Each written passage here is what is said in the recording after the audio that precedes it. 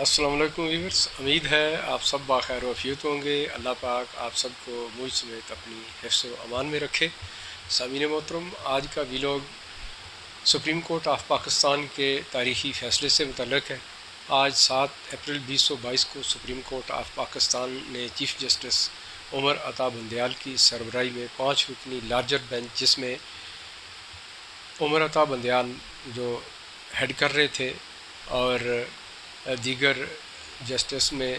Justice اعجاز الحسن، justice مظہر Alam Khan Mandokhel, justice منیب اختر اور justice Jamal Khan Mandokhel شامل تھے، ایک ایسا تاریخی فیصلہ دیا کہ جس کی مدتوں نظیر قائم ہوگی، اور یہ ایک خاص کر جمہوریت کے لیے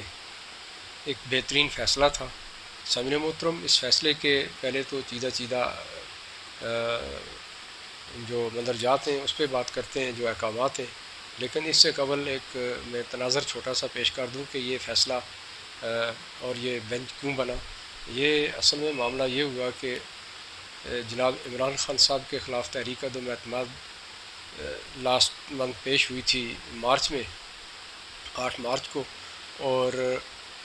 اس تاریخ عدم اعتماد کے پیش ہونے کے فوراً بعد،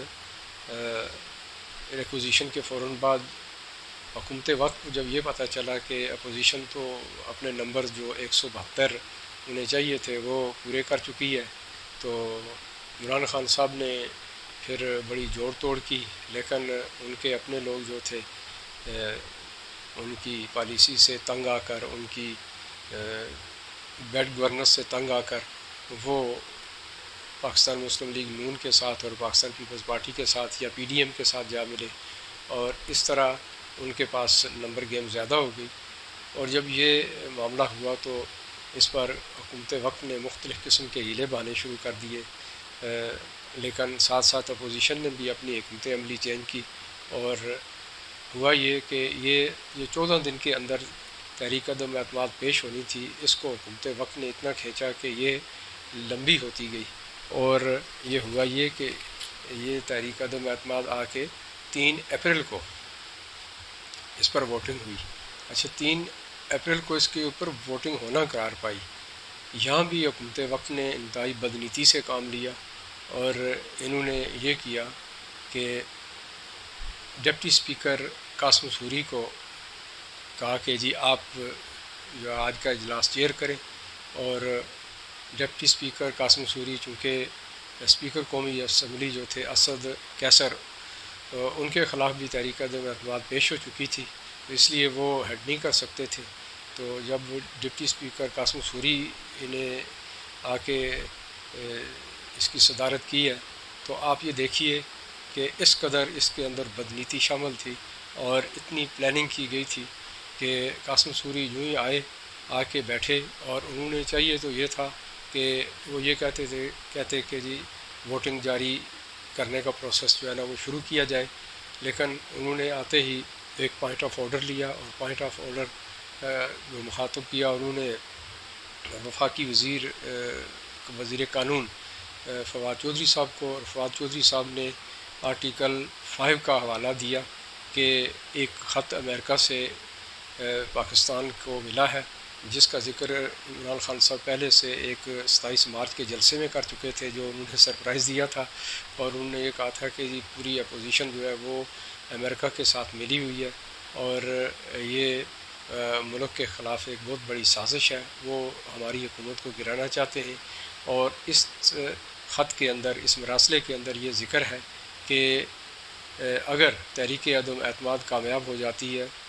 تو ٹھیک، اگر کامیاب نہیں ہوتی ہے تو پھر آپ کو اس کے کانسیکوینسز بھگتنا پڑیں گے۔ تو لہٰذا یہ قوم اور ملک کے ساتھ غداری ہے کہ یہاں کے لوگ جو ہے وہ امریکہ کے ساتھ مل کے اس ملک کو اس حکومت کو گرانے کی سازش کر رہے ہیں، لہٰذا ان کے اوپر آرٹیکل 5 لگتا ہے، اور اسپیکر صاحب کو انہوں نے استدعا کی کہ جی آپ پہلے اس کے اوپر رولنگ دیں، اس کے بعد آپ تحریک عدم اعتماد کے اوپر بات کریں۔ تو جیسا کہ میں نے کہا کہ ایک پلاننگ کے تحت سارا معاملہ ہو رہا تھا۔ اسپیکر صاحب نے فوراً ایک جیب سے پرچہ نکالا اور اسے پڑھنا شروع کر دیا، اور اس کے اندر وہ رولنگ جو انہوں نے دی یہ دی کہ فواد چودھری صاحب نے جو کچھ کہا ہے، آرٹیکل 5 کا ذکر کیا ہے، یہ بالکل درست ہے، لہٰذا یہ تحریک عدم اعتماد اس کی کڑیاں جو ہے وہ اس امریکن خط سے اور سازش سے ملتی ہیں، لہٰذا یہ لوگ ملک کے غدار ہیں، اور میں اس تحریک عدم اعتماد کو ڈس الاؤ کرتا ہوں، ریجیکٹ کرتا ہوں۔ اور یہ کہتے ہوئے آخر پہ انہوں نے جو منجانب پڑھا تو وہ منجانب اسپیکر اسد کیسر کہہ کر وہ چل دیے۔ گویا یہ جو پرچہ تھا یہ کہیں اسد کیسر صاحب کے دور کا لکھا ہوا تھا، یعنی ایک دن پہلے کا لکھا ہوا تھا، یعنی پہلے سے یہ پلاننگ تھی۔ تو ایک تو یہ معاملہ ہو گیا، اس کے بعد جو کچھ کارروائی ہوئی وہ آپ نے دیکھی، اور اس کے اوپر سپریم کورٹ آف پاکستان نے سوموٹو ایکشن لے لیا۔ تاثر یہ جا رہا تھا کہ حسب سابق جو ہے جس طرح کے سپریم کورٹ آف پاکستان یا دیگر عدالتوں کے معاملات ہیں وہ ایک ملا جلا فیصلہ دیتی تھی، اس دفعہ بھی یہی سوچا جا رہا تھا کہ نظریہ ضرورت کے تحت شاید فیصلہ آئے، لیکن اس بار ان 5 رکنی لارجر بینچ نے ایک تاریخ رقم کی اور بہترین قسم کا ایک انہوں نے فیصلہ دیا۔ سب سے پہلا تو انہوں نے جو رولنگ قاسم سوری صاحب نے دی تھی اس کو غیر آئینی غیر قانونی قرار دے کر کالعدم قرار دے دیا، اور اس کے بعد پھر انہوں نے دیگر جو احکامات جاری کیے وہ میں آپ کو پڑھ کے سنا دیتا ہوں۔ پہلا تو ڈپٹی اسپیکر قاسم سوری کی جو 3 اپریل کی جو رولنگ تھی اس کو کالعدم قرار دیا۔ دوسرا یہ تھا کہ اسمبلی کی تحلیل کیے جانے کو آئین کے خلاف قرار دیا گیا، یعنی جو انہوں نے اسمبلی تحلیل کی تھی جناب عمران خان صاحب نے اس کو بھی خلاف آئین قرار دے دیا گیا۔ تیسرا یہ تھا کہ قومی اسمبلی بحال کر دی گئی، یعنی اس وقت تحلیل ہوئی تھی تو پھر اب آرڈر یہ دے دیا کہ قومی اسمبلی بحال کر دی گئی۔ چوتھا یہ تھا کہ 9 اپریل کو اسمبلی سیشن ہوگا، اسپیکر کو ہدایت جاری کر دی گئی ہے، اور 9 تاریخ کو 10 بجے ووٹنگ ہوگی، یعنی تحریک عدم اعتماد کے اوپر ووٹنگ ہوگی۔ اس کے بعد ایک پوائنٹ اس کے بعد اگلا پوائنٹ یہ بھی تھا کہ تمام وزراء اور وزیر اعظم پاکستان اپنے عہدے پر بحال کر دیے گئے ہیں۔ چھٹا آرڈر یہ تھا کہ کسی ممبر کو اسمبلی ہال میں آنے سے روکا نہیں جائے گا، یعنی ووٹنگ والے دن تمام لوگ آزاد ہیں، تمام ممبر آزاد ہیں، کسی کو روکا نہیں جائے گا، وہ آ کر باقاعدہ ووٹنگ کریں گے۔ ساتواں یہ تھا کہ وزیر اعظم کو ایڈوائز دینے کا اختیار نہیں تھا، یہ ایک غیر قانونی اور غیر آئینی اقدام تھا۔ آٹھواں یہ تھا کہ عبوری حکومت کے لیے صدر نے جو اقدام اٹھائے، یعنی جو آرڈر انہوں نے دیے وہ بھی غیر قانونی اور غیر آئینی ہیں۔ سامعین محترم، یہ تو میں نے کوئی چیدہ آپ سے ذکر کیا، میں آپ کی آسانی کے لیے مکمل جو 8 صفحات پر مشتمل سپریم کورٹ آف پاکستان کا فیصلہ ہے یہ بھی اسی ویلاگ میں ڈسپلے کی صورت میں دے دیتا ہوں۔ آپ جب تک یہ ملاحظہ فرمائیے، اور اس کے بعد پھر میں اختتامیہ کے طور پہ آپ سے 2-4 باتیں کروں گا۔ سامعین محترم ملاحظہ فرمائیے۔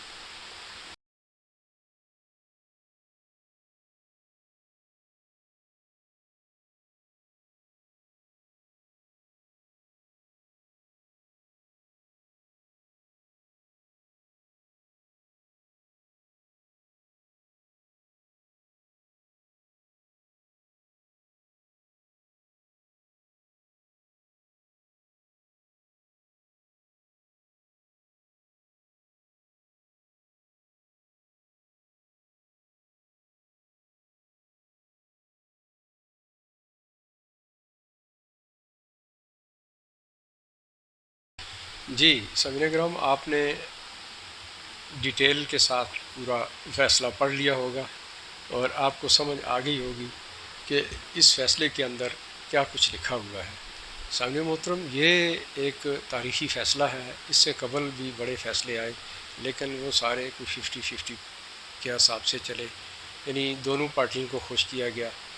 جس کی وجہ سے آپ نے دیکھا کہ عدالتوں کے اوپر اعتماد اٹھ گیا تھا۔ اس فیصلے کے آنے کے بعد یقیناً عدالتوں کے اوپر اعتماد لوگوں کا بحال ہوگا، اور سب سے بڑھ کر یہ ایک خوشی کی بات یہ ہے، پوری قوم کے لیے خوشی کی بات یہ ہے کہ اس بار یعنی بالکل ہی سسٹم چینج کر دیا گیا۔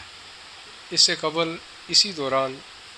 اسٹیبلشمنٹ کا جو شورا تھا، اس سے پہلے ایک چرچا تھا کہ جی اسٹیبلشمنٹ جو ہے نا وہ اپنا رول پلے کرتی ہے اور حکومتیں گراتی ہے اور حکومتیں بناتی ہے وغیرہ وغیرہ، پولیٹیکل انجینئرنگ کرتی ہے، اس طرح کے معاملات تھے۔ لیکن اس بار اسٹیبلشمنٹ نے خصوصاً پاکستان آرمی کی طرف سے بڑے اچھے اقدامات اٹھائے گئے، بڑے واضح پیغام آئے کہ ہم لوگ نیوٹرل ہیں، ہمارا کوئی اس سے لینا دینا نہیں ہے، یہ خالص تر سول معاملہ ہے اور پارلیمنٹ میں بیٹھ کے اپنے معاملات خود حل کریں، ہمارا کام ملک کا دفاع کرنا ہے اور اس میں ہم کوئی کسر اٹھا نہیں چھوڑیں گے۔ یہ ایک بڑا خوش آئین اور بہت ہی دور رس اس کے نتائج نکلیں گے، ایسا ایک بیان تھا۔ اور